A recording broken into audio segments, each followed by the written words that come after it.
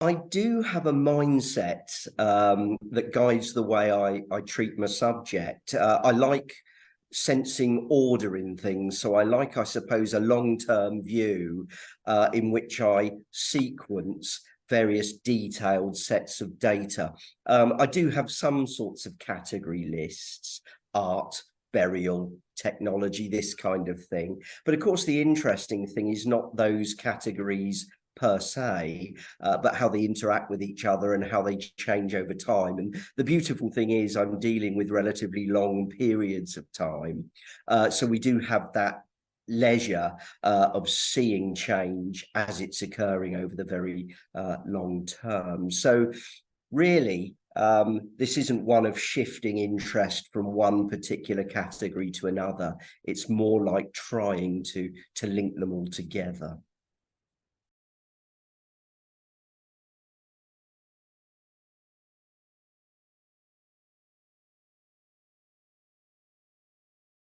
Well, to use the light bulb analogy, there was a sort of gradual brightening of a dimmer switch, punctuated by several periods of opportunity, which made that light much brighter. I actually read ancient history and archaeology at university, intending to specialize in the Roman period, which I still remain fascinated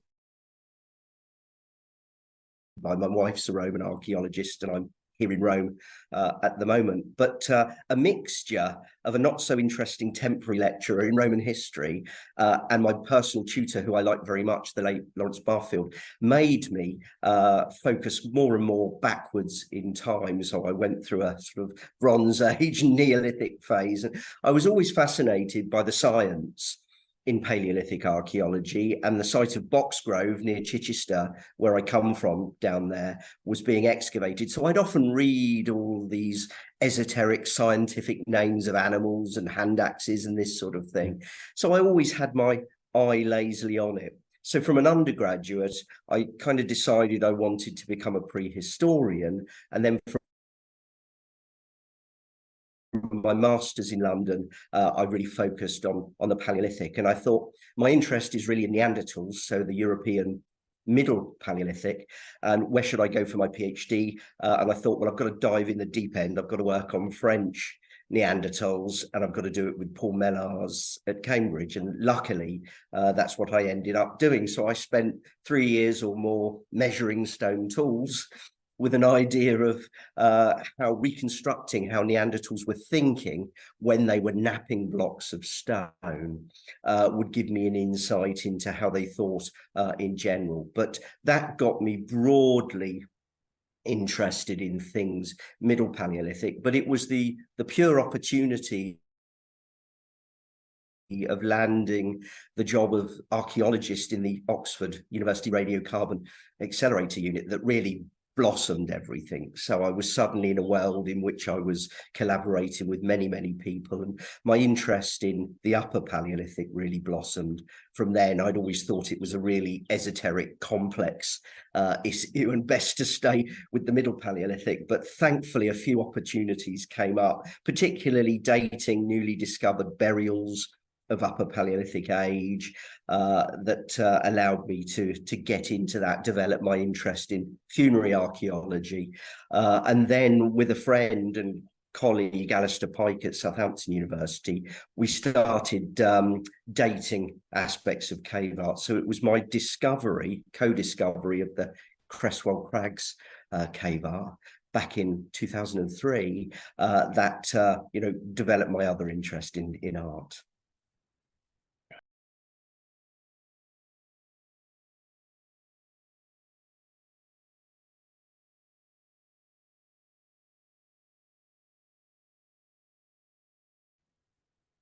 Of course, the great goal would be to try to understand art from the point of view of its creators and its contemporaries, rather than us modern Westerners, for whom it's a form of entertainment, usually displayed in whiteboard minimalist galleries and so on. But at the end of the day, we need to be scientists to justify how we're spending ultimately public money. So my approach is almost always as a scientist, in the sense that I form hypotheses, particularly hypotheses that I think are falsifiable, not ones that will never have a chance of falsifying. And then I approach it through methodologies that allow us to look at these. But of course, what I'm really interested in is how those Neanderthals were thinking when they were creating works of visual culture, art, if you like, and particularly early members of our own species, Homo sapiens, as they were doing similar as well. So we can all make up stories. I think the 1980s and 1990s was full of people making up stories about various pasts with equal value. That's nonsense, of course, and I hope I wouldn't be sitting here if I was just making up what I thought might have happened in the past. But it obviously involves some kind of imagination that drives our hypothesis formation and therefore drives our scientific approaches. So whether I've been successful in doing that throughout my career or not is up to others to decide, but certainly that's the goal.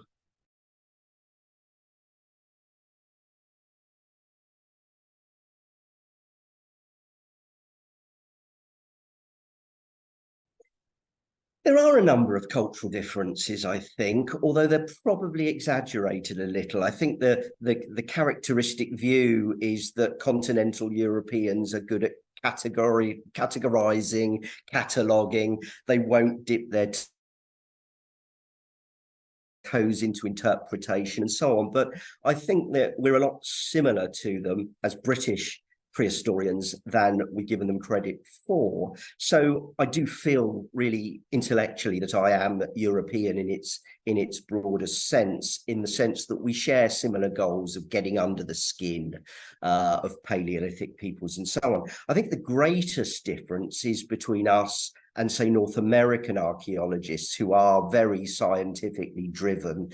You know, they come still out of a very processual phase of archaeology in which really, if something's not measurable and explorable statistically, it's not worth doing. And, you know, the extreme view would be that some of us Europeans do fascinating stuff, but fluff.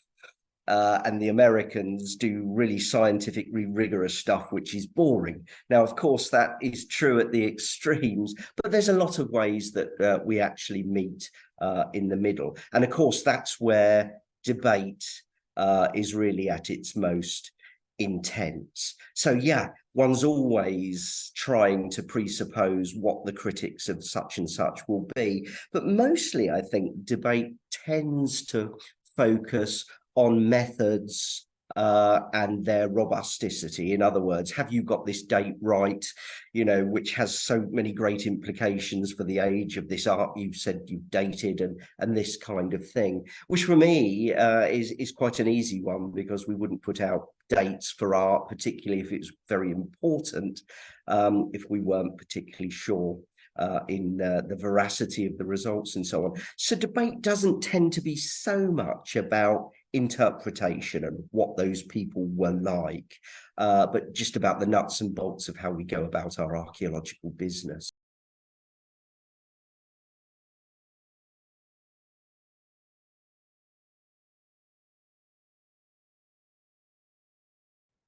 It took about a year to write, and thankfully that was a year in which I had study leave, so really little else to occupy my time. But of course, it's based on some 2.5 decades of working in the field of human evolutionary studies and so on. So a lot of the information was there, and a lot of the ways to communicate it to non-specialists was there as well, because of course I teach these topics at Durham University. So in a way, that year was spent in crystallizing these often disparate sets of information. That having been said, I then produce reams and reams and reams of what I think is all wonderful prose. And then that goes through Thames and Hudson's editors, who do stunning jobs of, you know, eliminating repetition, working out ways that we could really be a little clearer, and so on and so forth. So it would be a totally different book had it not gone through quite a lengthy editorial process, which is great fun anyway. So if you focus that in, it's probably the work of a year and a half, something like that.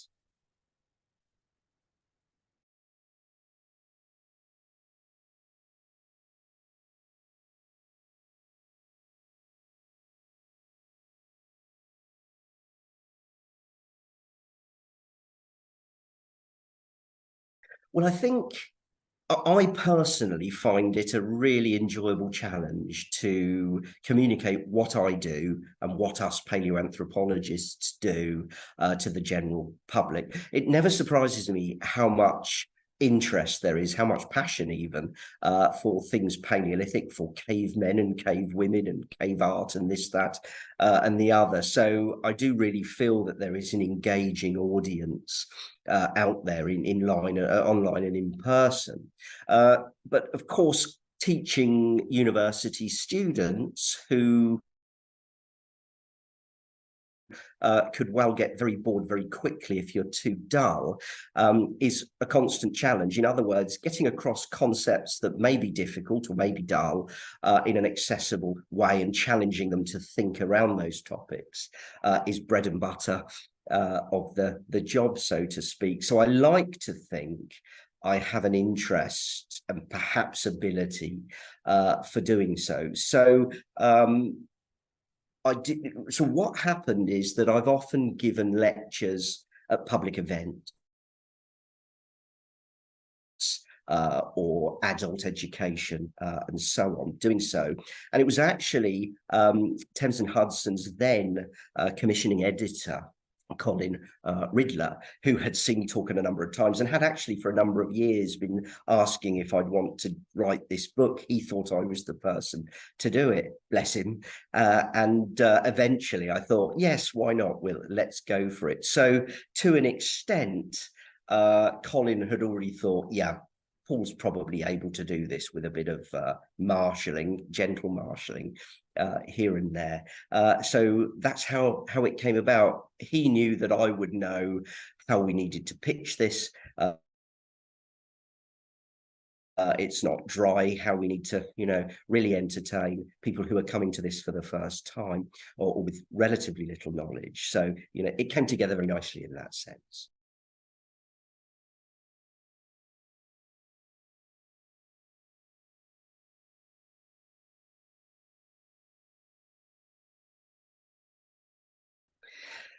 My simplest answer to this is that I'd always love to visit any site that I've not actually been to, but there are specific sites, of course, as well. I mean, I retain a passion for Mesopotamian archaeology, particularly for Sumerian and Babylonian. I would love above all to be able to visit and Babylon and Nineveh and so on, but that's probably not going to happen. But more professionally, in terms of my specialism, I've been lucky enough to visit and often work on sites and collections across the old and new worlds.